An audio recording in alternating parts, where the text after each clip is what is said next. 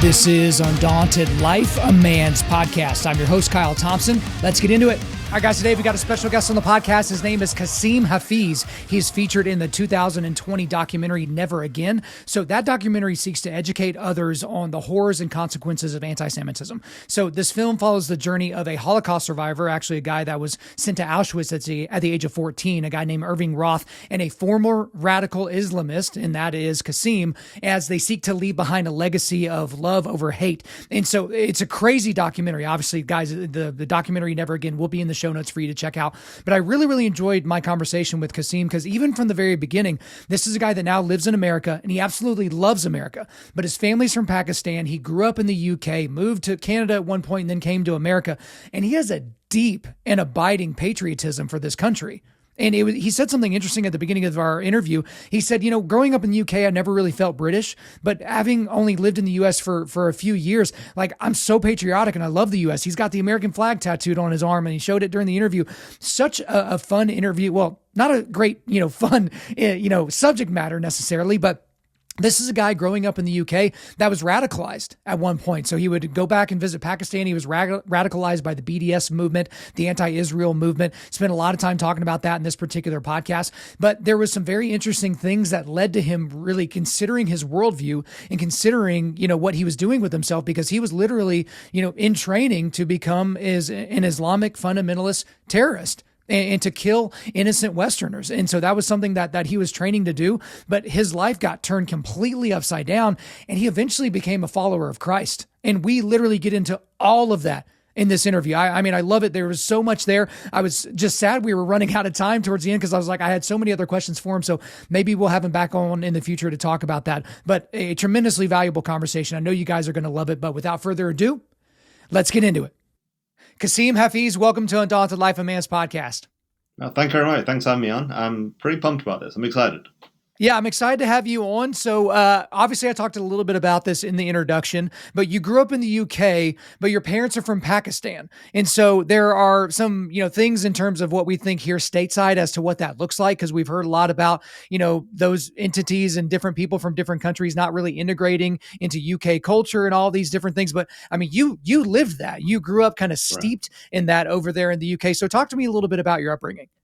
Sure. So Yaji, touch on an important topic, and identity-wise, when it comes to nationalities, I'm kind of all over the place. My parents came from Pakistan. I grew up in England, and it's kind of accurate. And that was one of the most interesting things for me moving to the US. So I grew up in a predominantly Muslim Pakistani community, and I think that's kind of common for immigrants anywhere, especially when the culture is so different and the language is different. But there has been this in the UK, especially. Actually, let me back that up. Actually, yeah. All right. Americans, I love this country, much to my wife's amusement. My wife is American, and she's always amused because I am so patriotic. I mean, I've got the American flag on my forearm. I mean, it's a thing. And my reason for that is because I've only been in the US for 5 years, but I feel American. Like, this feels like home. There's no part of me where I'm like, am I really American? Am I not? Growing up in Britain, even though I was born there, I never really felt British. I identified more with being Pakistani. Because in America, and it drives me insane, so many Americans have this perception that we are the greatest evil in the world. Like, genuinely, the way Americans look at their own country is from this perspective of really privileged ignorance, that they've never been anywhere else. So they feel that America's so racist. America is like, look, I've lived it. It's not. And that's the thing. In Britain and much of Europe, unless there is a perception that to be European, you have to be white. And that is within Europe. And that's what I grew up around. So I identified more with being Pakistani than British, even though I never lived in Pakistan. Like, I'm British. You can tell from my accent, I'm British. And, I always give people this statistic. If you want to see that in practical terms, don't take my word for it. How many Muslims Pakistani Muslim, Bangladeshi Muslims. How many of those Muslims in Europe went off to join ISIS? A lot. How many from America and Canada went off to join ISIS? Some did, but a small number. How Mm. many enlist in the British military? Again, the last time I checked, it was less than 1,000.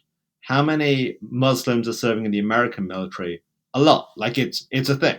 There's no debate for a lot of Americans, Muslim Americans, about joining the military, regardless of the background. So it's a huge difference, massive. And I think many Americans don't understand this because they live in this bubble and believe whatever Instagram meme they read. But for me, so straight away growing up, I feel isolated from the very country that I call home. I don't feel part of it. And that creates a lot of problems. Okay, so let's talk a little bit more about that because I was going to be giving you the breaking news that, hey, Kasim, why are you here in the US? We're the worst of all the countries in the world. We're the most racist. We're the hardest to get along with. But I've never really thought about it in terms of what people think in the UK. So you're unique in that you grew up as a brown person, as they would call you, even though that's one of the dumbest things you could characterize somebody as. Is like, hey, look what shade of color you are. But so Right. as a brown person growing up in the UK, but then coming over here to the US, I got to say, I'm a little bit surprised at how patriotic you are about the US, but you said something that was very interesting. So, growing up in the UK, you never felt British, but you've been in the US for a few years and you're like, you're sold out for America. Take me into that a little bit more because I'm a very patriotic American and I'm unapologetic about that. Call me whatever you want to call me, Christian nationalist, call me any of those things. I'm like, great. Heap all of those labels on me. I love them. But tell me a little bit more about that because I don't know that I've ever heard it couched that way. Right. So before I moved to the US, I lived in Canada, and Canada was home for me. Loved it. Met my wife. She is from Florida originally. She said there is no chance I'm living in a place where it snows 9 months of the year. Like that Yeah. was, and I did not want to move here. Like I'm full cards on the table. I was like, I'm not moving. I moved, Yeah. but and it was literally from day one. Like because I struggled to connect with the US initially because I had a perception of it, like Mm, many people do, especially in Europe. The Europeans have, I'm talking broad strokes, this very arrogant, like, we're so kind of intellectual and so right. tolerant. It's like, I live there, I'm good. Your tolerance nearly caused me to kill other people. We'll get to that. But Yeah. Yeah. so it's what America represents, like genuinely. And it may sound kind of very philosophical but what America represents is incredible, like genuinely, and you see it every day. You turn off the TV for like 5 minutes, and all of the trash about all the negative things happening, you are seeing diverse communities. And again, like I hate using to like diverse communities, but you're seeing people just living their life. You look at, I have a book with it has everyone who's ever been awarded the Medal of Honor. You look through that, you see the true face of America. Hmm. And the true face of America isn't one color. It isn't, and I don't need to, and this is one of the things I love about America. Going beyond what it stands for, how it came into existence, all these things I love. Like George Washington is one of my heroes. But the one thing I love about America is there is not, among the normal people that I meet, people don't care what your color is or what your accent is or whatever. The racism that I've experienced here, and look, where there are people, there's always going to be racism. That's a fact of life. Hmm. Like it's just the racism I've experienced is from people who are so arrogant and feel that they're above it, Mm. from the people who criticize everyone else for being racist, the people who, in the most broad strokes, and again, not getting political, but the people who will say, "Well, Republicans are racist." Those kind of people whose like racism of low expectations and racism of because you're brown, I need to hold your hand almost is what I've experienced. Yeah, it's so patriarchal. And dude, you can get political, you can get philosophical, you can get however you want to get on this podcast. And I'm trying not to blow up my own interview because I want to talk a lot about the documentary and a lot about kind of some other things. But you mentioned George Washington there. So if Yeah. you've read anything about George Washington, you realize that he was just an incredible, incredible human. But what do you think about these modern ignorant Americans that look back on a George Washington or a Thomas Jefferson or a Theodore Roosevelt or any of these types of people, they demand that they have their universities named after them changed, that their statues be torn down, that Mount Rushmore be taken down, because I'm sure they have a problem with Abraham Lincoln too. Like for you, having family from Pakistan, growing up Muslim, growing up in the UK, moving to North America, and then specifically landing in the United States, I've been here my entire life. It seems crazy to me that you can go get a useless degree and then all of a sudden tell me that I shouldn't be proud of my forefathers. But for you as an outsider that's now an insider, what do you think about all that? It's so stupid. Like literally, it's the dumbest crap I've ever seen. It's judging people from 200 years ago about how we think the world should be now is dumb. It's like if you were around in 1776, you wouldn't be saying half of the stuff you're saying now. And it's stupid. Like maybe in 50 years, people will look back at us and go, "Wow, you guys were really cool with buying stuff from China while they were doing all this awful stuff to their own people. You guys Yeah. are a disgusting generation." Well, it's everybody wants to be so. It's not even activism. It's like slacktivism. It's like I felt uniquely British the last week when the Queen died. Surprised me too, to be honest. Right. But like everybody, like, well, she was responsible for this. It's like, please shut up. Like, genuinely, what are you talking about? Yeah, I couldn't believe that they use that as a chance to dunk on colonization or on slavery and all that. It's like, hey, dummy, what country was the first country in the history of recorded humanity to get rid of the slave trade? Do you remember what country that was? Yeah, it was Britain. Okay, so let's Right. stop with all this nonsense. And anyway, I don't want to get too far into that rabbit hole because I do want to get into the main thrust of what we're going to be talking about today. So for you, you have a very unique story. Obviously, you've had a very circuitous route, even just getting to this country. But you used to be an anti-Semite. And so Right. that was, as you would describe it, a very hateful ideology. So for you, I guess, first of all, let's define terms. Not everybody knows what anti-Semite is. They don't know why. Why does Semite mean Jew and why is it anti and blah, blah. So define what that means. But then for you, where did that hateful ideology come from? So the term comes from, I believe it's a German scientist, our good friends, the Europeans, who to make Jew hatred more scientific. So it's very specific because you always hear when we talk about, and when I've talked about anti-Semitism, there'll be someone from an Arab background and go, "Well, we're both Semites." This term's very specific, all right? To quote a good friend, it's not all about you. Yeah. So it's very specific. Hatred of the Jews, treating Jews differently, double standard, all the kind of, whatever you involve with bigotry or racism of anything towards a particular group, specific towards the Jews is what anti-Semitism is. And yeah, that was part and parcel of who I was for a long time. Yeah. And so for you, I guess, where did that start? Like, so was that like a family thing? Cause I do remember in the documentary that we'll talk about here in a second, and just knowing a little bit about your story, that you growing up as a Muslim in the UK, that you were influenced almost like it was almost thrust upon you that, hey, you're a victim. Like, hey, Kasim, I don't know if you know this or not, but you're a victim and you should think that way and you should treat yourself that way. But what that victim ideology created for you was a little bit of this circular logic saying that it's basically the Jews that are the reason why you're having this plight. So I guess talk about that victimhood ideology and how that kind of fed your anti-Semitism. Sure. So yeah, so like I mentioned earlier, I grew up in a predominantly Muslim Pakistani neighborhood.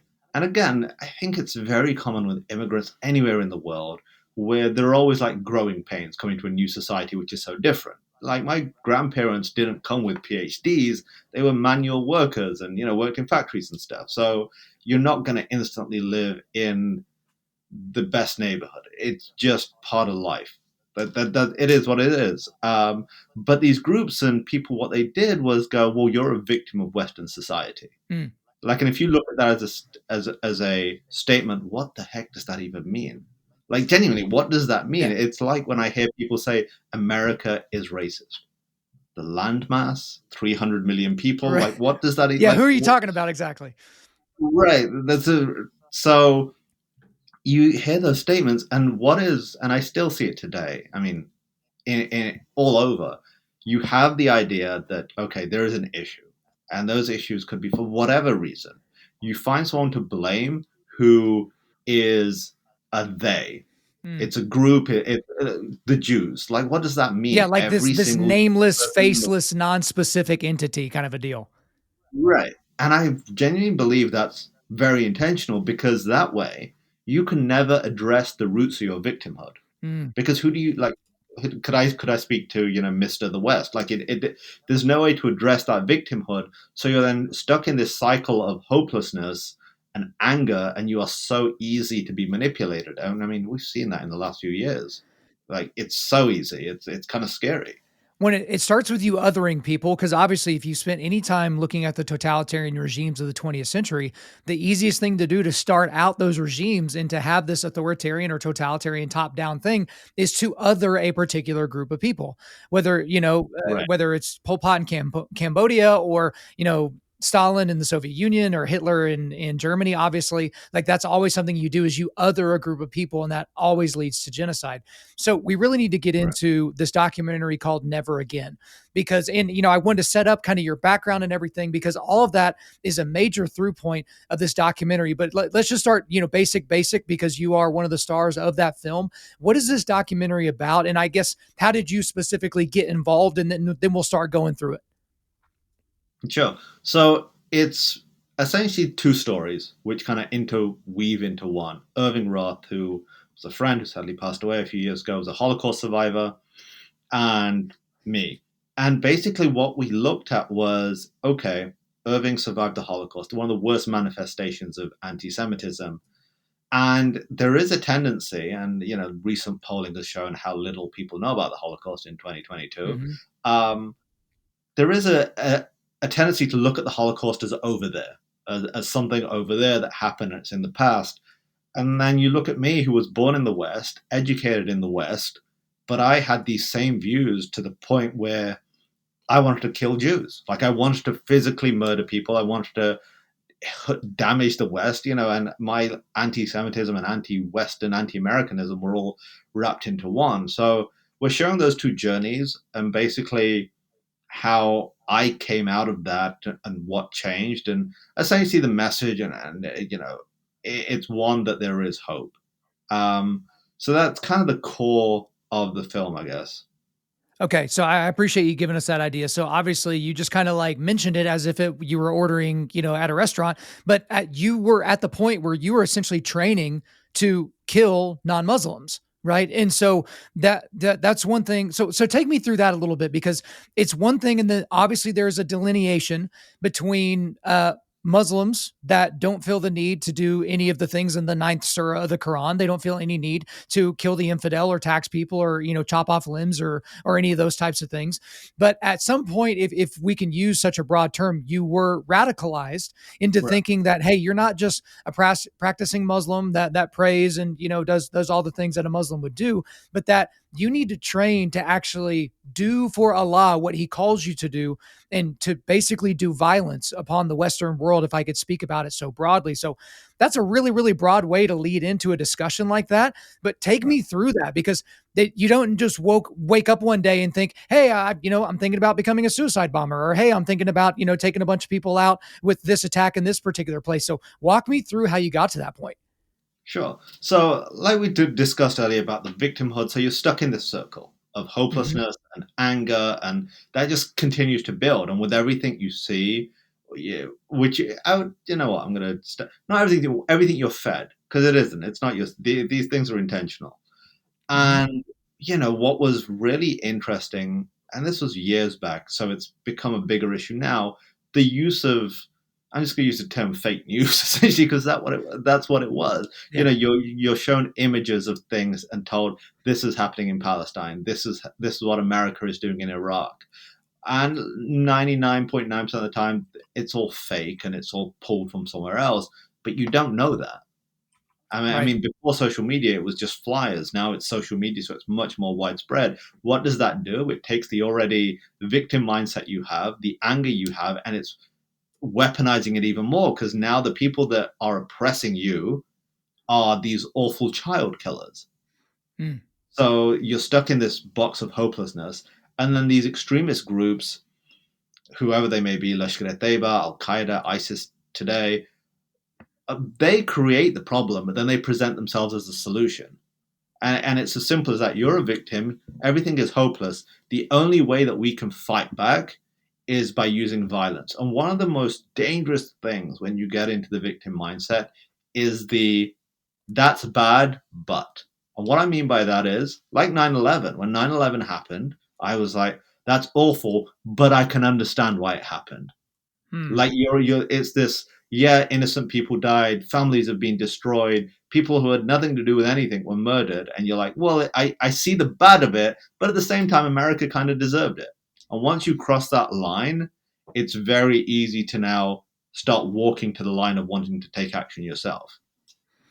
Yeah, and I mean that's a crazy thing to hear you reflect on it now. I could even just hear it in your voice. It's almost like you're shocked that you ever had that thought and kind of went through it because especially when we just had the anniversary here recently, this will be coming out a few weeks later, but we just had the anniversary, 21st anniversary of the 9/11 attacks.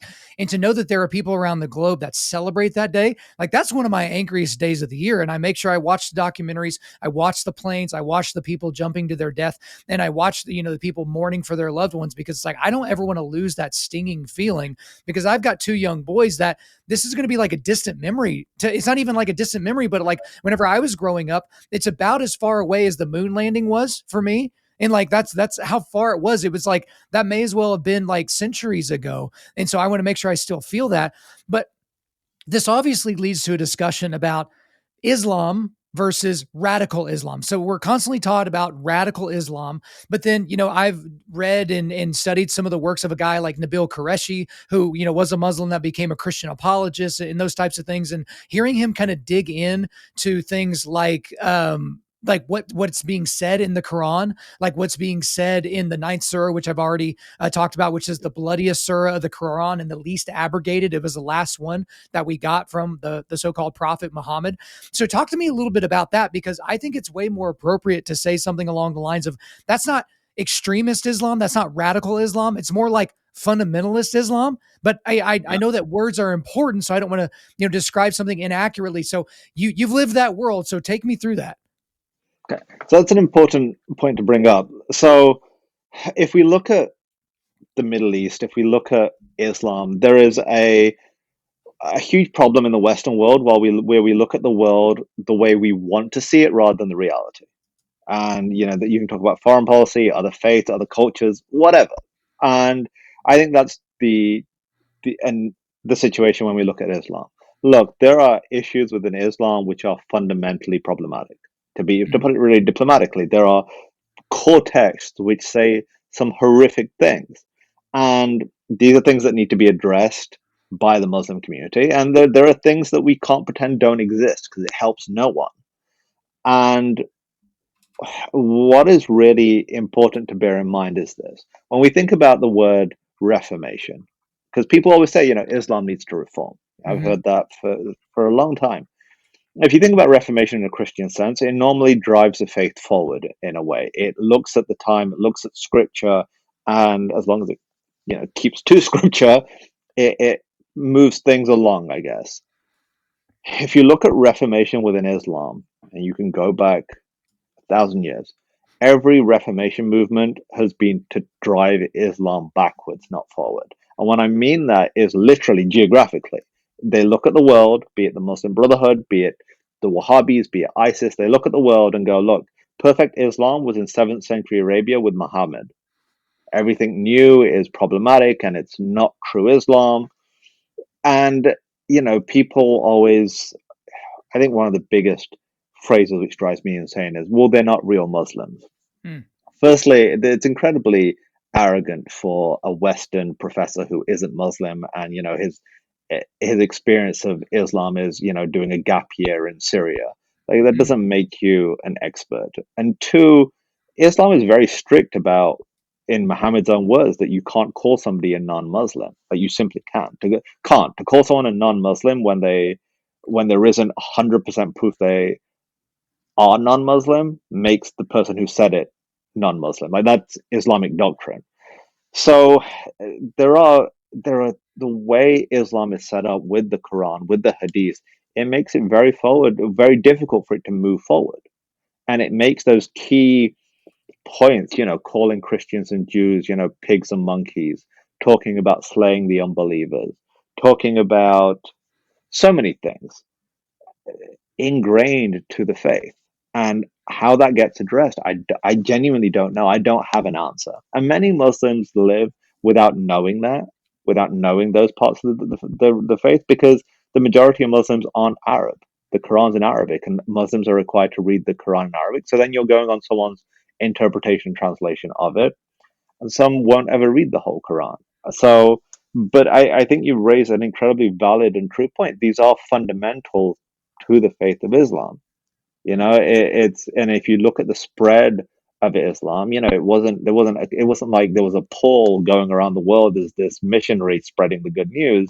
It was spread by military conquest, and that was by Muhammad's closest companions. The people Mm-hmm. who, the equivalent of, if you're saying like the disciples, they lived with him, they, ate with him, and they were the closest to him, and they led these wars of conquests in what they saw as non-Muslim lands. So these are fundamental issues that need to be addressed, and they're fundamental issues that we do no one a service, neither in the Muslim world or non-Muslim world, by pretending that they don't exist and using terms such as not real Islam and things like that. Well, Kasim, you bring up a lot of things that the majority of people in the world don't know. They don't know that there's a Quran, and then there's the Hadith, which are basically like the writings that came after, which are a lot of the traditions that were written down. There's a bunch of them.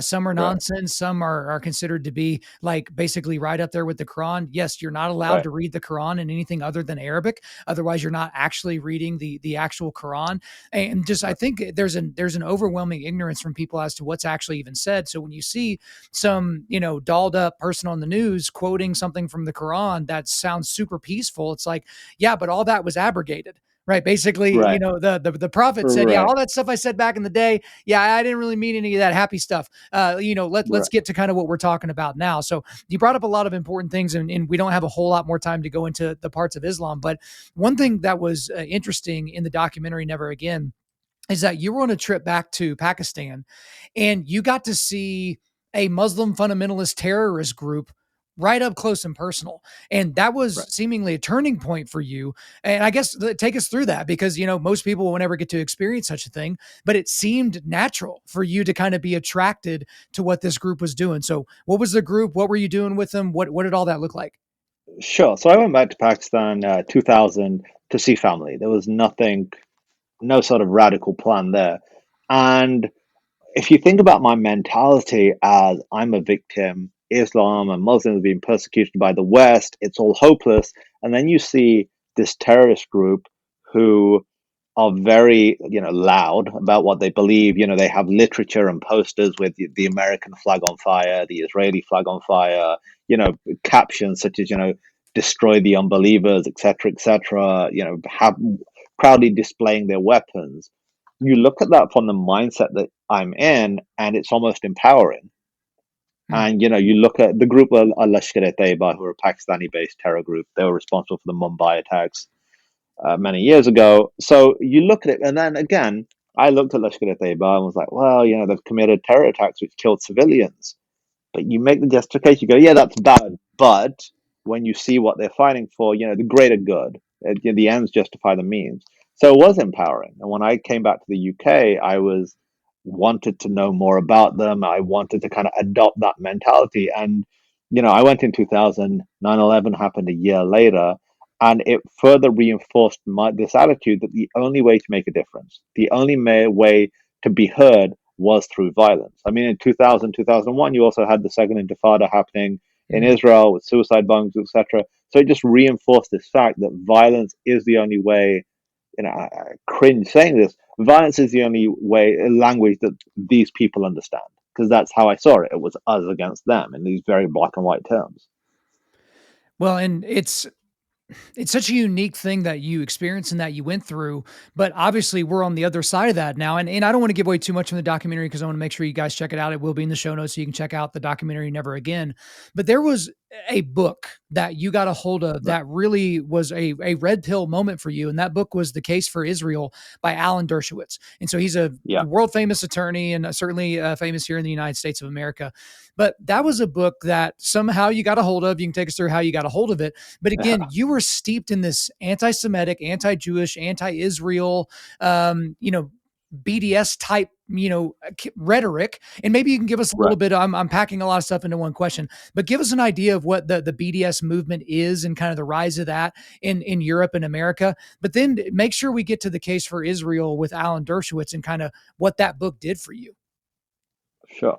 So BDS stands for Boycott, Divest, and Sanction. It's a movement which has grown very popular, especially on American campuses and even in facets of the government, which say that America and whoever need to boycott Israel, divest from Israel, and sanction Israel as a means to put pressure on Israel to essentially cease to exist. And this is the nefarious thing about it, because it's packaged in this is about justice and human rights, when it's not. It's simply about it's to weaken Israel. It's to weaken Israel economically. It's to weaken Israel militarily. And the ridiculous thing about BDS is, as much as they say they care about the Palestinians, BDS has essentially put Palestinians out of work. It has made it. There was the SodaStream factory, which employed a lot of Palestinians. A lot of Palestinians worked there because the wages were better than working for Palestinian companies. And it moved territory where it was because BDS protested and said it was in disputed territory, and a lot of Palestinians lost their job. But somehow, for the latte sipping activists sitting in Boston, that is a victory for the Palestinians.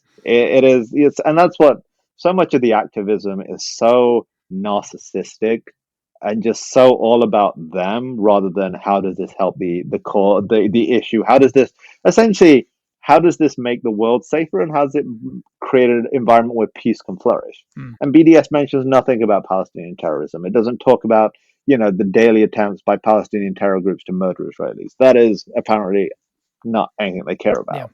Yeah. So for me, steeped in this again, Israel and the Jews became really my kind of focus, because it's seen as a two-step plan almost, and the Iranian leaders say it best. They see Israel as the little Satan that they need to wipe out first, and then America as the big Satan. So I came across this book called The Case for Israel when I was ready to go back to Pakistan and join a terror group. And I just found it at a bookstore. And I saw it, and I was kind of blown away I couldn't believe someone would write a book like this. Like, for me, Israel was like the new Nazis. And again, I had been in my own echo chamber of everything I believed was just being validated by my group of friends and everyone around me. So I buy this book with this arrogance of, I know the truth. This is just going to show me what these people believe and how wrong they are. And it had the opposite effect. It essentially caused a crack in the glass. Like, I had this glass of my truth, as people say, my truth, which isn't the truth. And this posed questions which I'd never come across. And they were very basic things, like the idea that the Jewish people have had a presence in the Holy Land for thousands of years, that Jerusalem is the center of the Jewish world, that in 1948, the Zionists accepted every peace agreement, every partition plan. It was the Arabs who tried to destroy them. And these things were completely alien to me. But you don't read one book and go, I got it wrong, after, you are looking to murder people. But that sent me on this journey to essentially prove this wrong. But inadvertently, I then came face to face with the actual reality. And so that journey actually took you to Israel, and you were there basically to confirm your priors about Israel, that it was a evil place filled with evil people. And then you get there and it wasn't like that. And I've never been to Israel. It's certainly on my list, but talk about your experience in Israel, but then specifically you had a very unique experience when you went to the Western Wall for the first time. So take us through that. So what stood out about Israel initially was how normal it was. It sounds really strange, but you have images of war zones and all these kind of strange things. But it was fairly normal. And just looking around, there are people who are visibly Jewish and Muslim, and it's one of the only places in the world that you'll still see like monks walking around in Jerusalem, or Greek Orthodox priests with full garb. So that was really interesting to me, just seeing that. And the normality and just the day to day was kind of shattering everything I had been told and believed. Because, people to this day call Israel an apartheid state, where, there is this segregation, or they call Israel racist, which is, it seems to be the thing nowadays. If you want to discredit somebody or basically take away any right for them to speak or be heard, accuse them of racism, Sure. regardless if it's proven or unproven. You throw those words out, and that's it. So seeing that was impactful, just talking to people. But for me, what I will always say is the turning point was at the Western Wall. I go to the Western Wall, not really knowing. I knew what it was, but I'm like, I don't know how this works. Like at this point, I'm a Muslim, and I go to the Western Wall. I kind of just imitate people around me and like put my hand on the wall or forehead.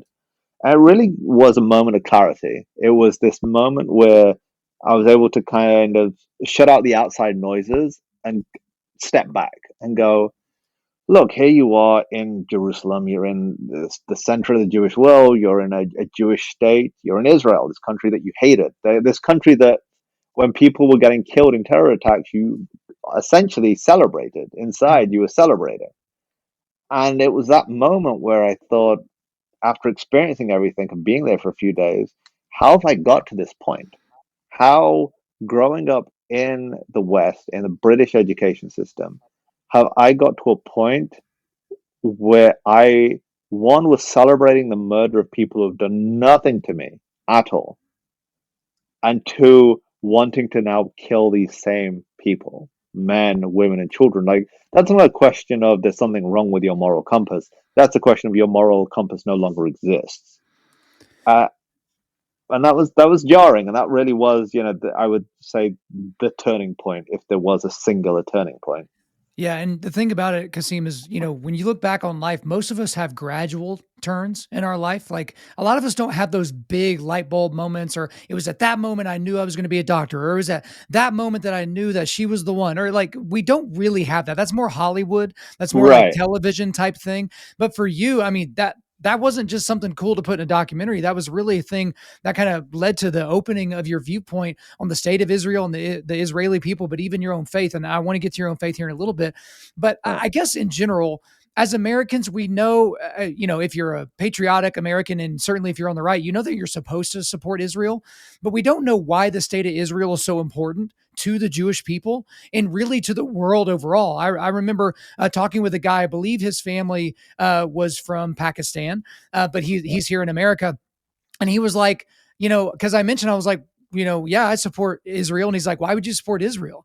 I'm like, well, they're the only democracy over there in the Middle East that we can support fully and not think we're going to get screwed on the back end. And he's like, why would we need another democracy in the Middle East? Why is that a good thing? Like, why should we support that? As we're saying it in a pizza place in the middle of Oklahoma, where we're not worried about anybody coming in and trying to carpet bomb the place or wearing a S vest or something like that. And so take us through, I guess, why the state of Israel is so important to the Jewish people and the world overall. Sure. So on just a purely biblical standpoint, the land of Israel is integral to the Jewish faith. Even in Jewish law, there are so many laws and rituals that they cannot partake in if they are outside of the land of Israel. So it is ingrained in. And if you read the Bible, the Old Testament, it talks about the land of Israel. It talks about Abram going there, Moses re-entering the land, and all these things. Or not entering the land. And for Jerusalem has always been the center of Jewish life. It's where they face to pray.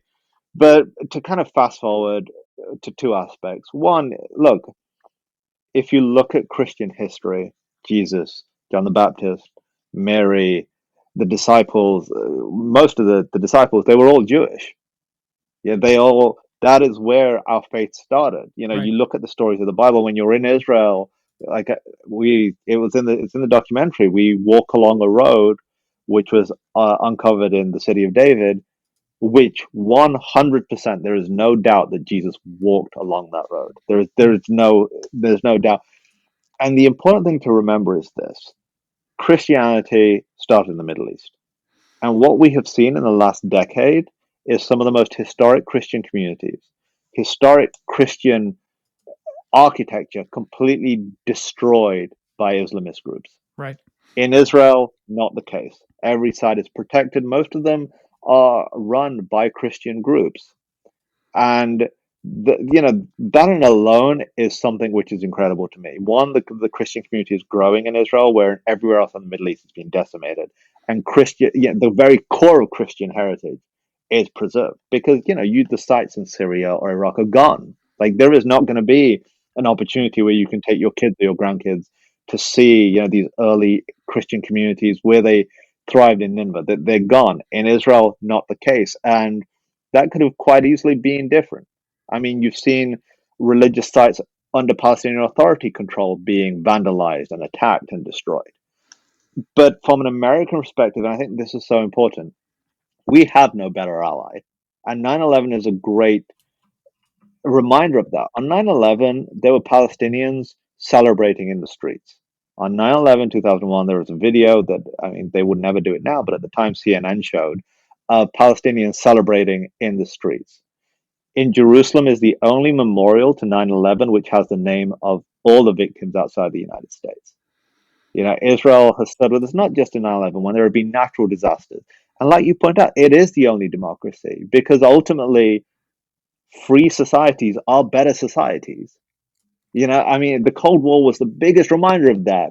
Here we had this empire which completely controlled its population, and we had the United States.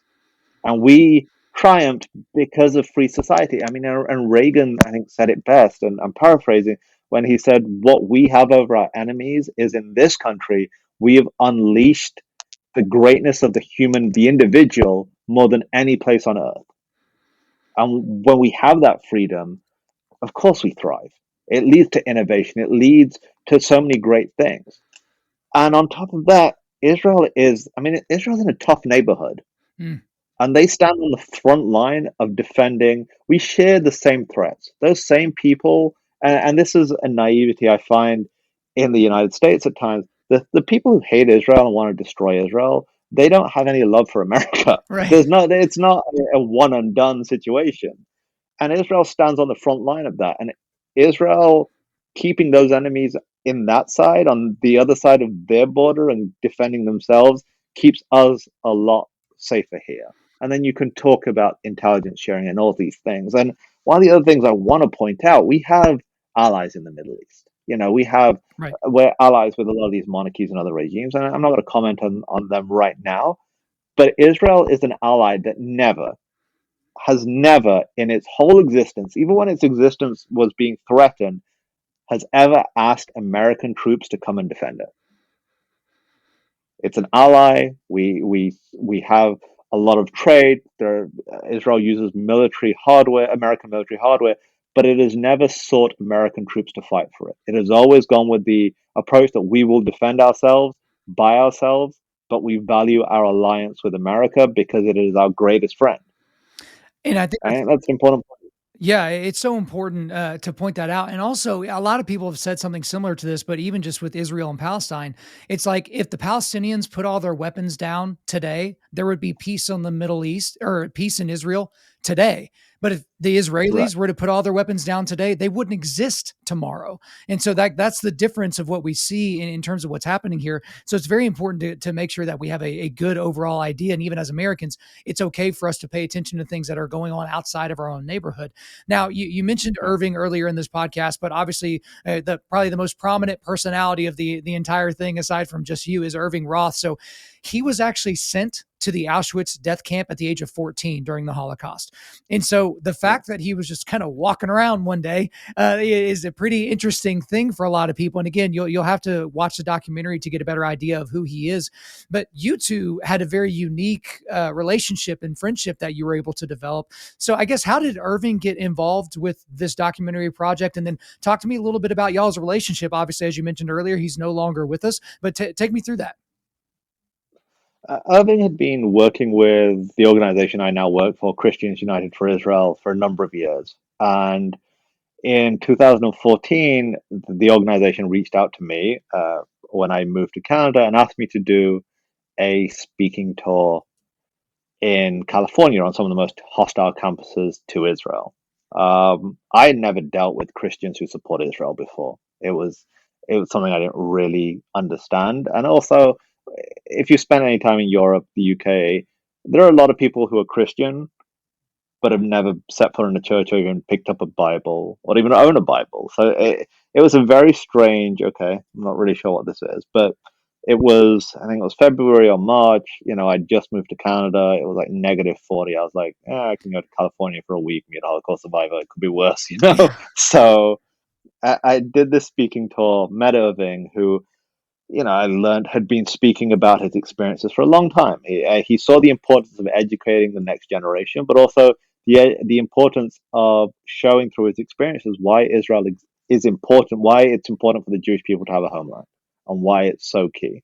So Irving was incredibly dedicated to education and using his experiences to educate others, and we just hit it off.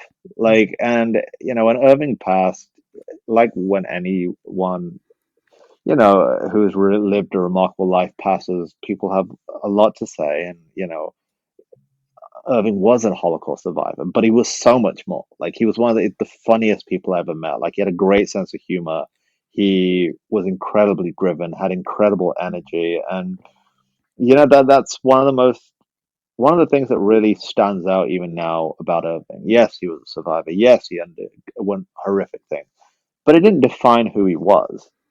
Mm. He was just this very happy, content person who lived a very full life. And, I think a lot of people could learn from that, because we live in such a society now where nobody has any resilience.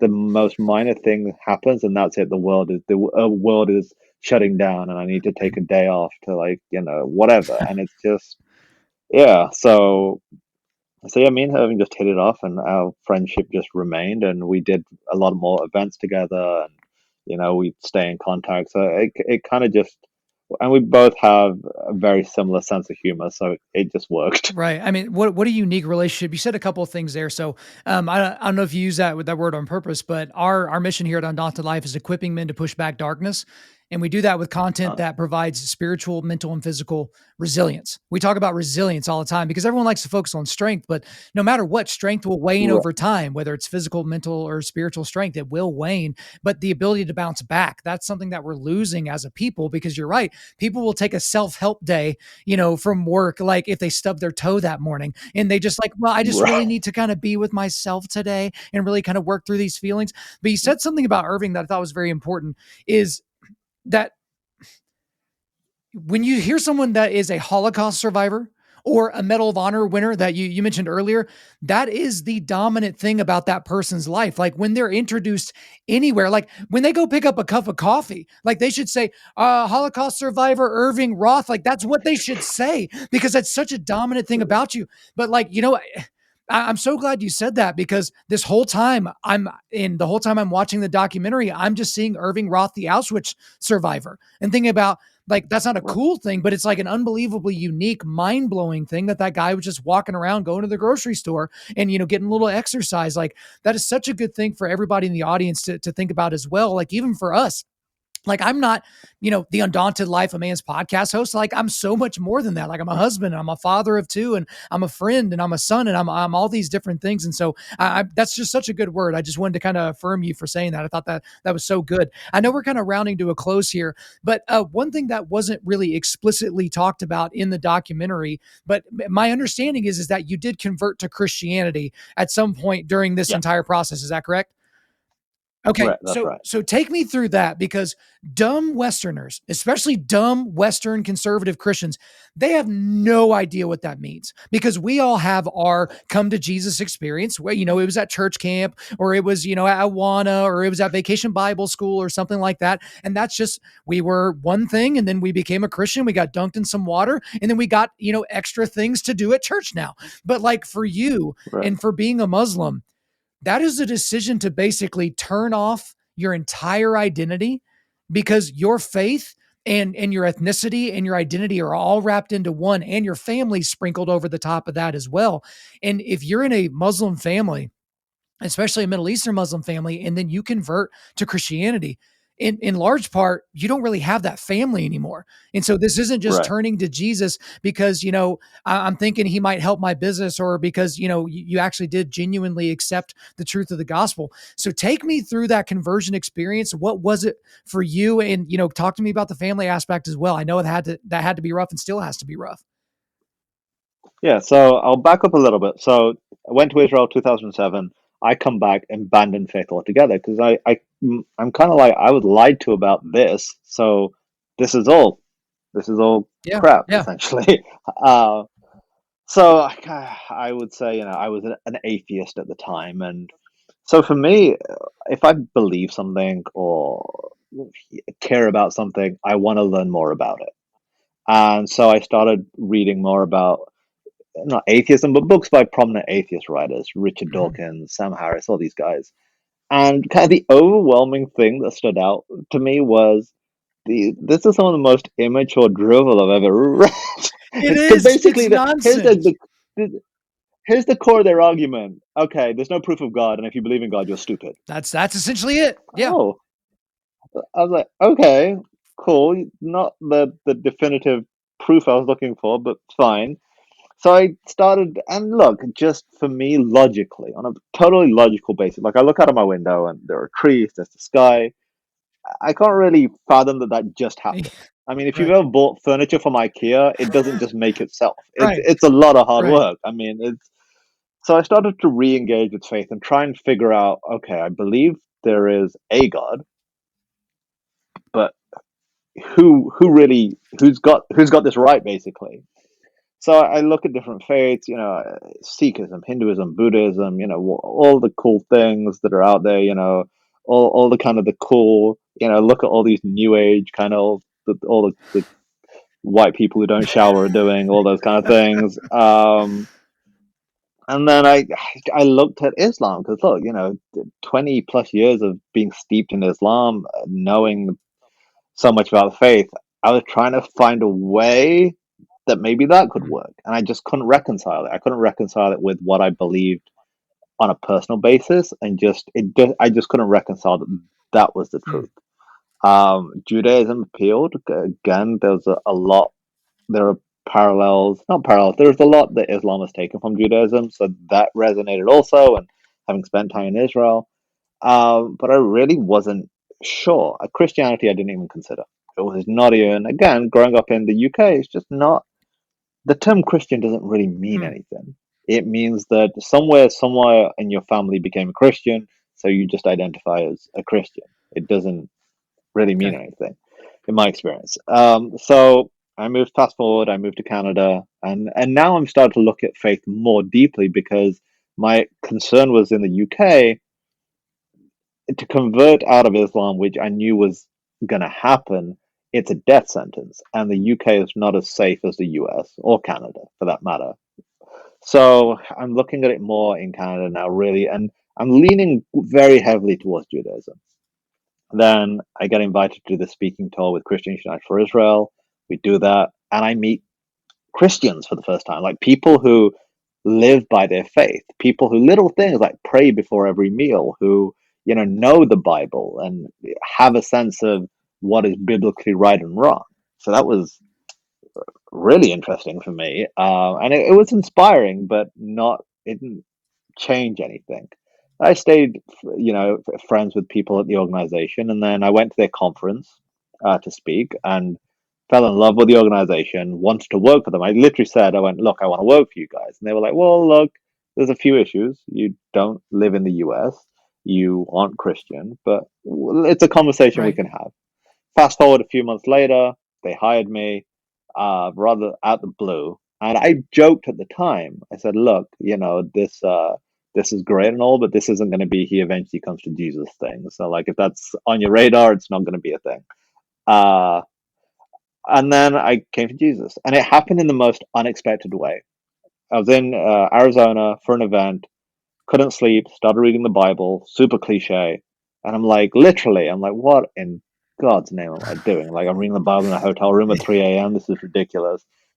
So I went and decided to work out instead. Had an early flight that morning, and there was flight delay, I think it was, but I had a long connection, or it was a flight delay, and I ended up sitting at this table waiting with a coffee for a few hours. And this guy sits down, like, "Do you mind if I sit here?" I'm like, "Dude, whatever." Happened to be a missionary on his way to the Balkans, and literally over the next week, like, these things keep happening, and I just came to realize, I not even a realization, I just in my apartment in Winnipeg, Canada, was like, okay, I accept Jesus as my Lord and Savior. Like, it was a kind of almost out of Yeah. frustration. Like, is this what I'm meant Right. to do? And like, and just honestly, cliche as this sounds, actually, not even, I've always been one of those people who's like, believe what you want to believe, but keep it in church, dude. The minute I accepted Jesus, I was like, crap, I got to tell everyone about this. Like, do people not know what this is like? Right. So yeah, and that was that. And it's, look, faith is a struggle because you're trying to get better every day, and you deal with stupid people every day. Like, Yeah. it's challenges. Mhm. But no, I'm in Bible school at the moment because I want to know more. I want to dig as deep as possible, and yeah, that's where we are. Dude, that I'm so glad you went into all that detail because I mean, you could look at it as coincidence, but like that was God calling you home. That was, Right, that was the Holy Spirit. That was the whole Godhead coming after you. And I mean, you right, hear these stories about Muslims in the Middle East converting because Jesus is visiting them in their dreams. And that's not something that we really experience here in the US as much. And so it's like, God will not be denied. Like his gospel will spread, and he is in charge of all of that. And that's just such a great story. But man, we've gone everywhere in this conversation. There's so much more to talk about. Maybe we can have you back on in the future and talk a little bit more about what you're working on now. But for now, that's all sure. for me. Is there anything else you want to get off your chest? Actually, I do want to touch on one thing because you mentioned it. Yeah. So with the dreams thing, I think that is so cool. So I Mm. don't know if you know this, in Islam, it's dreams are incredibly important because there is a saying attributed to Muhammad, or maybe in the Quran, I'm blanking, that if you have a dream and there is a prophet in it, and Muslims see Jesus as a prophet, it is that person, because Satan cannot imitate the prophets. So when Mm. Muslims see Jesus in a dream, it's talking to them in a language that, okay, this is Jesus. Yeah. This must be the truth. So for me, I mean, I think that's amazing. Like, it's just amazing what God can do and Well, how He speaks to when you people and meets them where they're at. yeah, when you hear about churches growing in Iran and Iraq and Afghanistan and all these places, it's just like these are not like Oklahoma where I can't like trip Right, and fall and not land in a church. Like, it's just one of those things. right. Like, yeah, I mean, the dream stuff is absolutely mind blowing. Uh, It's yeah, and yeah, I just one thing I would ask everyone: don't take what you have for granted, and I mean that from a faith perspective and as Americans, because I think if you're born here or you've grown up, it's so easy to take it for granted because it just is. But man, if you were fortunate to be born a Christian, if you were fortunate to come to Jesus in life, don't ever take that for granted because you have something that, I mean, there are people who are risking their lives to have. And you've got to ask why, like, there's something there. If people are willing to risk everything for it, there is something there. And yeah, on the second part of that, like, don't, we're very fortunate to be in the United States. And I'm not talking from just the perspective of it's a free country and X, Y, and Z. No, this country represents something. And yes, look, politicians will twist and turn and make it represent something else, but this country is important, I think, globally, because what we do and what we represent has been a light to so many nations and so many oppressed communities since our very founding. And that's why when you see protests in Hong Kong, they're waving the American flag. So again, don't forget that it's important, and we all have an important part to play. That's such a great word. And right. I mean, I've got multiple Bibles on my phone. I've got four sitting right here to my right. I've got the internet where I can look at that. There are literally people risking their lives in the Middle East and in Asia and other places just to get their hands on a few pages of the Bible. Like it's an absolutely Right. incredible thing that we should not lose sight of. Kasim Hafeez, thank you so much for coming on Undaunted Life, a Man's podcast. Thank you. It's been awesome. There you go, guys. I hope you enjoyed my time with Kasim Hafeez. But before we let you go, we are going to do a quick resilience boost. At Undaunted.Life, our mission is equipping men to push back darkness with content that forges spiritual, mental, and physical resilience. So the links I've got for you today, I've got a link to the documentary Never Again, so you guys can go and check that out. And also a link to Christians United for Israel. That's the organization that made this documentary. That's who Kasim works for. It's a great organization to check out. All right, guys, thanks so much for listening to the podcast. We do appreciate it. Wherever you're listening to this, please subscribe, rate, and leave us a positive 5-star review. If you want me to come speak live at your event or on your podcast, just shoot me an email to info@undaunted.life. That's info@undaunted.life. Follow us on Instagram and like us on Facebook, and check out our website for everything else, including how to donate to keep more content like this coming your way. Just go to www.undaunted.life. And as always, we want to thank the band August Burns Red for allowing us to use their music for our content. The music on this podcast is their song Cutting the Tides, which is off their 10th anniversary re-recording of their album Leveler. The links are in the description. I'm your host, Kyle Thompson. Remember, keep pushing back darkness, keep forging spiritual, mental, and physical resilience, keep seeking the Lion of Judah.